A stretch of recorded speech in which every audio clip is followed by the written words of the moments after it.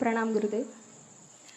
गुरुदेव, अष्टवक्र में आपने कहा है कि काम वासना सजगता की सबसे बड़ी दुश्मन है। यह समझना मेरे लिए कठिन है कि जो अनुभव क्षणिक रूप से इतना सुखद प्रतीत होता है वह भीतर से इतना हानिकारक और खतरनाक कैसे हो सकता है।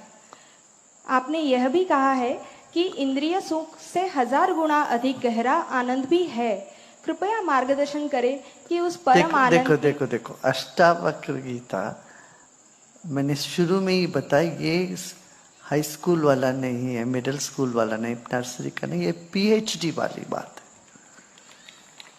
उसके लिए जो क्वालिफाइड है वही उसको पढ़ सकते हैं। तुम अभी हमें नर्सरी वाली बात कर रही हो, तो नर्सरी में हो तो नर्सरी तो ठीक है, नर्सरी फिर प्राइमरी फिर हाई स्कूल, ये सब करके तो पीएचडी में जाओगे। अष्टावक्र क्या बोलते हैं, तुम सजग रहोगे, वर्तमान में रहोगे तो तुम्हारे भीतर पूरी चेतना जागृत है, तुम ब्रह्म हो। अभी तुम भ्रम में हो, ब्रह्म की छोड़ो। तुम्हें जो सुख जिसमें मिल रहा है उसी सुख में जाओ। देखो इंद्रिय सुख कितना कर सकते हैं, इंद्रिय सुख नहीं करो ये नहीं बोला गया, मगर उसका सीमा है। आप स्वाद लेते हो, अच्छे से स्वाद लो। तो क्षणिक सुख पाना चाहते हो, पाओ, क्यों नहीं। नहीं तो समाज टिकेगा ही नहीं।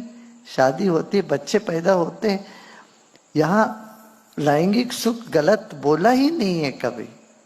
हमारे देश में जो दाम्पत्य सुख है, दैहिक सुख है, ये दैहिक सुख तो जीवन का अंग माना है, मगर जो इससे ऊंचा ज्ञान जो पाना चाहते तो उनको कभी तो इन सब चीजों से निवृत्त होना चाहिए। और उम्र कर देगी तुम्हें, 50-60 साल होने के बाद तुम्हें इन सब चीजों में रुचि खत्म हो जाएगी, है ना। बच्चों में जैसे खाने की रुचि बहुत होती है, और युवा अवस्था में शारीरिक सुख का बहुत चाह होता है, और मध्य वयस पार करने के बाद वो भी फीके पड़ने लगते हैं। उससे और आगे कुछ सुख मिलता है क्या, ये देखते हैं। तो इंद्रियों का सुख भोगने का क्षमता कम है। जितना सुख भोग सकते हो, कितने बार सेक्स कर सकते हो तुम, करो, कितना कर सकते हो। कुछ समय के बाद थके मारे बोलोगे बस और नहीं है, तो शरीर मानेगा ही नहीं। शरीर में सीमा है, मगर एक ऐसा सुख है जिसका कोई सीमा नहीं है।